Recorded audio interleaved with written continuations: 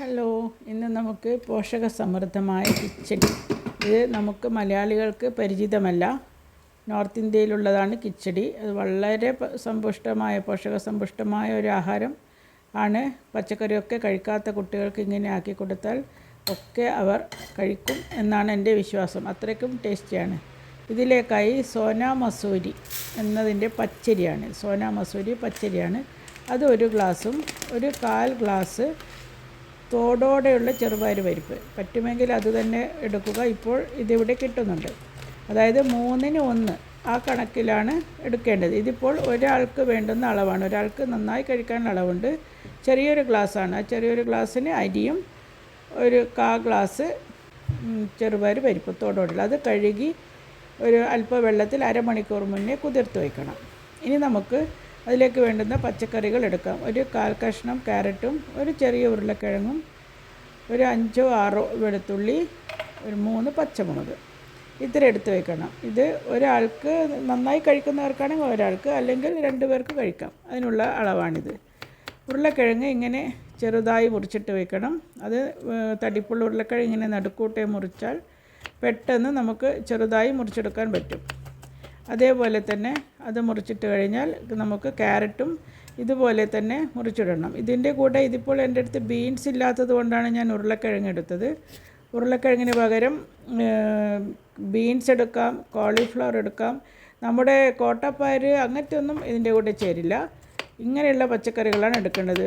Beans എടുക്കാം, cauliflower എടുക്കാം, broccoli എടുക്കാം, അങ്ങനത്തതൊക്കെ എടുക്കാം. പിന്നെ ചീരവർഗ്ഗങ്ങൾ.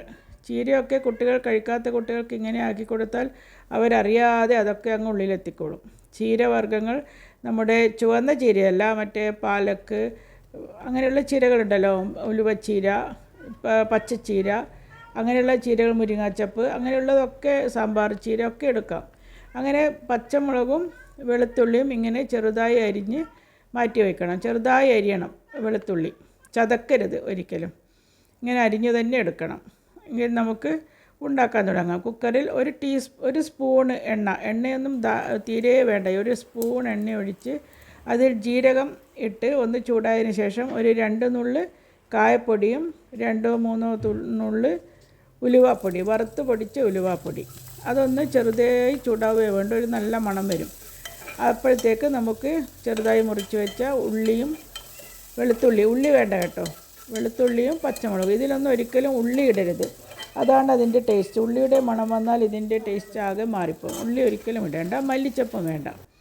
അങ്ങനെ അത് വെളുത്തുള്ളിയും ഇതും നല്ലൊരു മണം വരുമ്പോൾ കുക്കർ ഗ്യാസിൻ്റെ മുകളിൽ ഒന്ന് എടുത്ത് അതിൽ അല്പം തണിഞ്ഞതിന് ശേഷം അതിലേക്ക് അല്പം മഞ്ഞൾ പൊടിയും ഒരല്പം മുളക് പൊടിയും, അത് ഗ്യാസിൻ്റെ മുകളിൽ പിടിച്ചിട്ടാണ് ഞാനിത് ചെയ്യുന്നത്. ഫ്ലെയിമിൽ തട്ടാതെ, അതായത് ചൂടോടെ ആകുമ്പോൾ ഇത് കരിഞ്ഞു പോകാതെ കുക്കർ തണിഞ്ഞതിന് ശേഷം ഗ്യാസൊന്നും ഓഫാക്കൊന്നും വേണ്ട, പെട്ടെന്ന് തണിയും.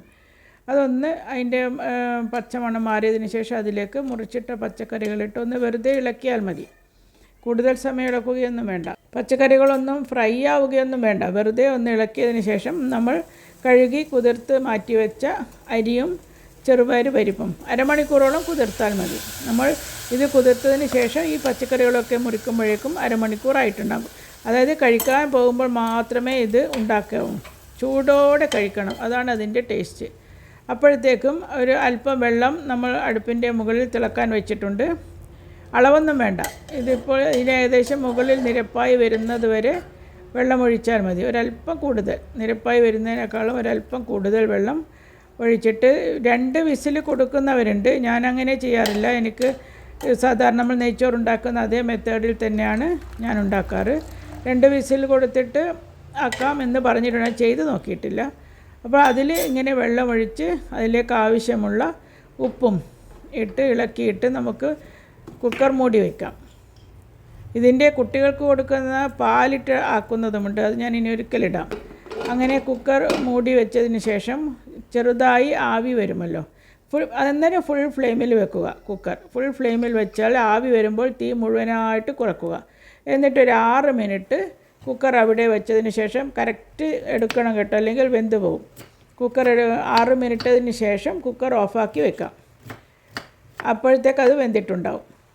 തണിഞ്ഞാലല്ലേ തുറന്ന് നോക്കുന്നുണ്ട്. അപ്പോൾ ഇതിന് സൈഡ് ഒന്നും വേണ്ട, എന്നാലും നമുക്കത് ഒരു സൈഡ് എന്തെങ്കിലും ഇല്ലാതെ കഴിക്കുന്നതുകൊണ്ട് ഒരു ഉരുളക്കിഴങ്ങ് ഇതേപോലെ 4 മുറിച്ച് അതിൽ വെറും ഉപ്പും മുളകും, മഞ്ഞളിടരുത്. ഇത് വെറുതെ നമ്മൾ മീൻ പൊരിക്കുന്നത് പോലെ പൊരിച്ചെടുക്കാനാണ്. ഇതിൻ്റെ കൂടെ സൈഡായിട്ട് കഴിക്കാൻ നല്ല ടേസ്റ്റാണ് ഉരുളക്കിഴങ്ങ്. ഇനി അല്ല നിങ്ങൾ ചിക്കനും മീനൊക്കെ കഴിക്കുന്നവരാണെങ്കിൽ മീൻ പൊരിച്ചത് കഴിക്കാം, ചിക്കൻ പൊരിച്ചതുണ്ടെങ്കിൽ അത് കഴിക്കാം.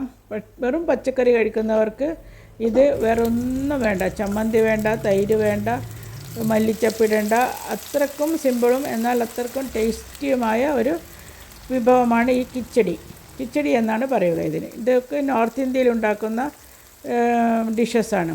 അപ്പോൾ അതിൽ ഈ ഉരുളക്കിഴങ്ങ് പൊരിക്കാൻ വെച്ചിട്ടുണ്ട്. അപ്പോഴത്തേക്ക് 6 മിനിറ്റ് കഴിഞ്ഞ് അതിൻ്റെ സ്റ്റീമൊക്കെ പോയി ഞാൻ തുറന്ന് നോക്കി, നല്ല കറക്റ്റായി വെന്ത് വന്നിട്ടുണ്ട്.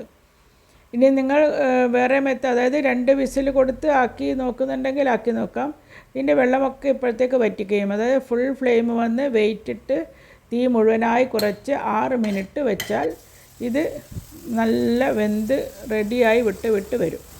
അപ്പോൾ ഉരുളക്കിഴങ്ങ് പൊരിക്കുമ്പോൾ കുറച്ച് വെളുത്തുള്ളി ചതച്ച് അതിൻ്റെ മുകളിൽ, അതായത് മറിച്ചിടുന്ന സമയത്ത് ഇട്ട് കൊടുത്താൽ മതി. ആദ്യമേ ഇട്ട് വെച്ചാൽ ഈ വെളുത്തുള്ളിയൊക്കെ കരിഞ്ഞു പോകും. കരിയാതെ എടുക്കണം, അതാണ് അതിൻ്റെ ടേസ്റ്റും. നല്ലൊരു മണം വരും, പ്രത്യേകിച്ചൊന്നുമില്ല, നല്ലൊരു മണമുണ്ടാവും. അങ്ങനെ നമുക്കിതൊന്ന് വിളമ്പി കഴിക്കാൻ നോക്കാം. ഇത് കഴിക്കുന്നതിലുമുണ്ടൊരു പ്രത്യേകത, അതായത് ഇത് വിളമ്പി വെച്ച് അതിൻ്റെ നടുഭാഗത്ത് ചെറിയൊരു കുഴിയാക്കണം.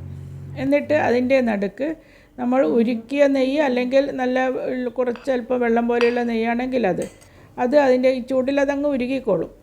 ആ നടുക്ക് ആ നെയ്യ് അല്പം ഇട്ട്, ഇതിപ്പോൾ ഞാൻ ഉപയോഗിക്കുന്ന കുറവായതുകൊണ്ടാണ്, ഇതിലധികം ഇഷ്ടമുള്ളവർക്കിടാം. അതെന്നിട്ട് നടുക്കുന്ന് ഒരല്പം നെയ്യും കൂട്ടി മിക്സ് ചെയ്തിട്ടാണ് ഈ ചോറ് കഴിക്കേണ്ടത്. സൈഡായിട്ട് നമ്മുടെ ഉരുളക്കിഴങ്ങും വെള്ളവും. Thanks for watching.